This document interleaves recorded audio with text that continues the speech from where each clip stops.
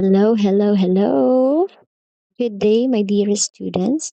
Now, I'd like to welcome you all to the world of business mathematics. Now, we are now on our period three. So, to start with, we will discuss the simple interest and its maturity value.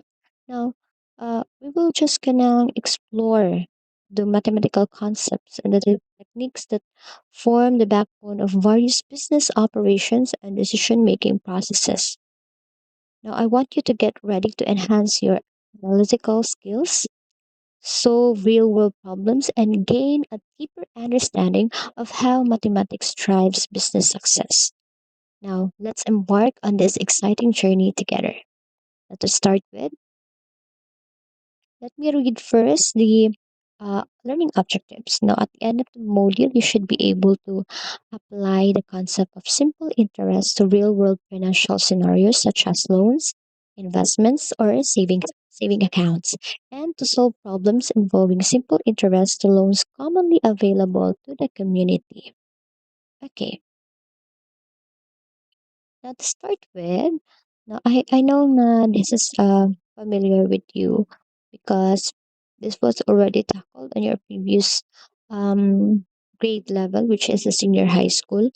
Now, part of the business mathematics is what we call the simple interest. Now, simple interest is a type of interest that is calculated only on the original principal amount of a loan or investment.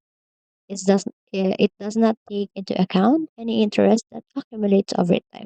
Now, ang other term for this, or this is commonly used for a short-term loans or investment.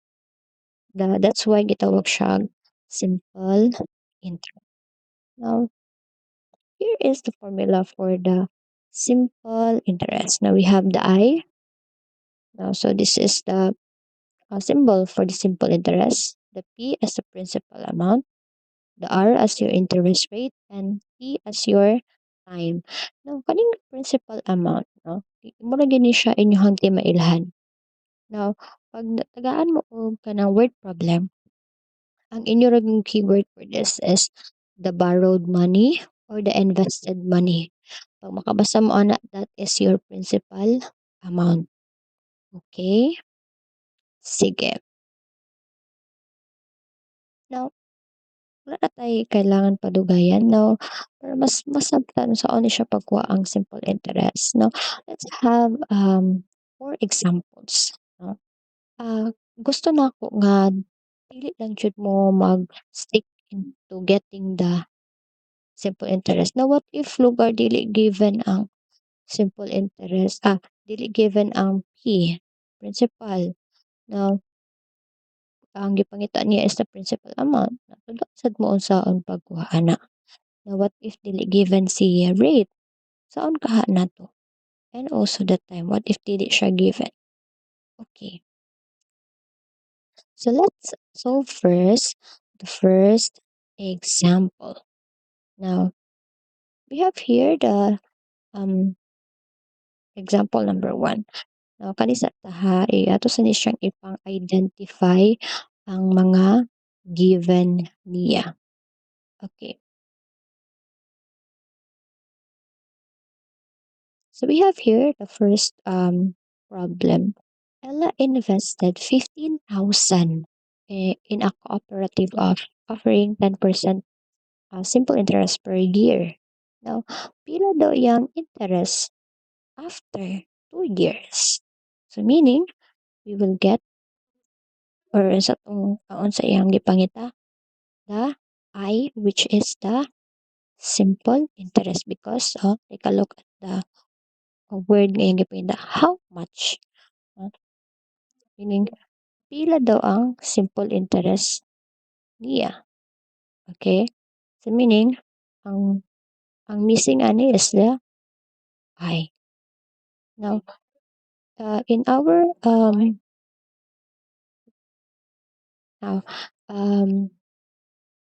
ato recall ang formula sa simple interest. So we have here the I is equals to P times R times T. Now, ato ang pangitaon as ang principal amount. Again, pag principal amount, siya ang borrowed money or the invested money. So meaning, ang atuang um,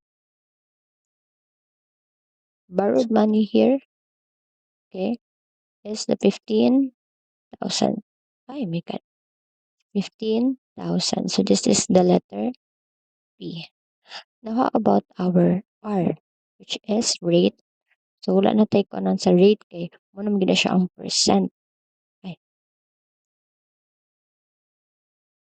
wait. Let me erase this one kay di maklaro ang 1.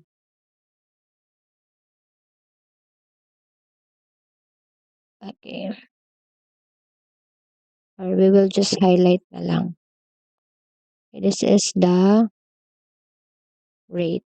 And also our time is, of course, in years, we have 2 years. Okay.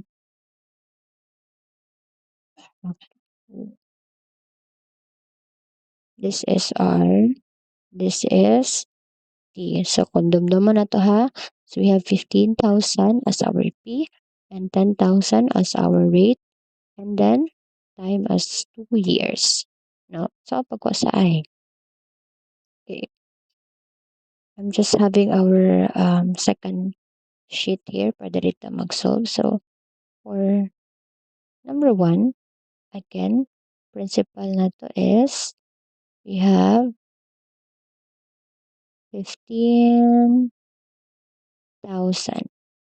Our R is we have 10% or 0. Kung i-convert na siya sa decimal para mas dali, that is, uy, sorry, hindi na siya ma-erase.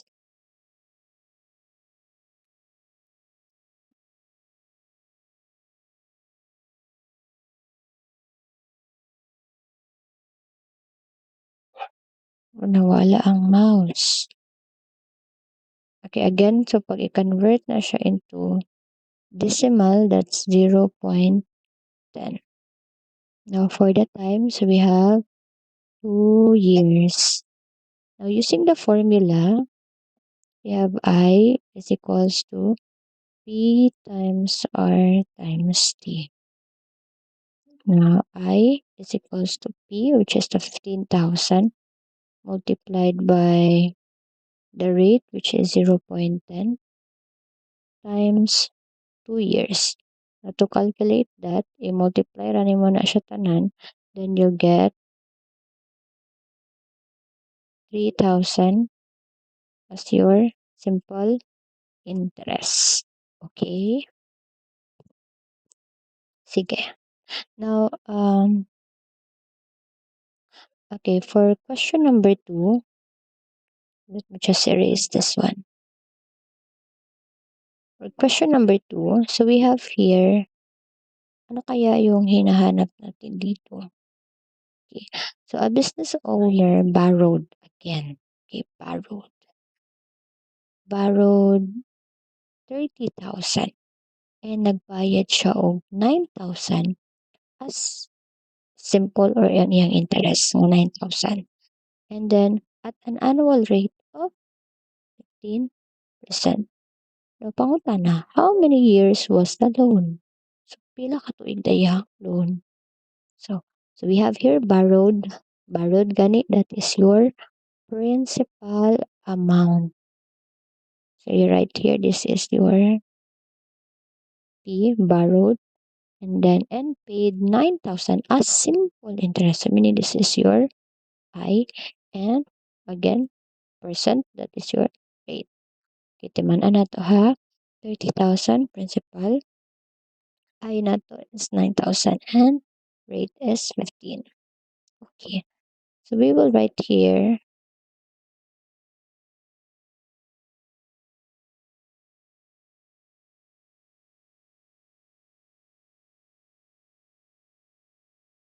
okay, let me just erase this first. Okay, now we will write here for the given for number 2. So we have here E, uh, I, and the rate. Okay. So our P here is 30,000 pesos. Now our interest na to, which is 9,000 pesos. And our rate here is 0.15 or the 15%. Okay. So again, balik din to dani sa ato ang formula nga I is equals to P times R times T. Okay, our I is already given, so that is butang lang ka 9,000 is equals to P, which is 30,000 times rate nga 0.15 times the time, which is unknown. Now, we will just bring down 9,000. Tapos, imo din na i-multiply ang 30,000 sa 0.15. O, imo na siya i-multiply, then you get 4,500. Then you write T as multiplied man na siya na. Now, saan na to? No, nga makuha na to ang T, which is the time. Okay? So, we will divide both sides of the equation by 4,500 para ma-1 na siya. O, T na lang din at ang mabilin. So, meaning, that is equals to T. So, may i-divide ni siya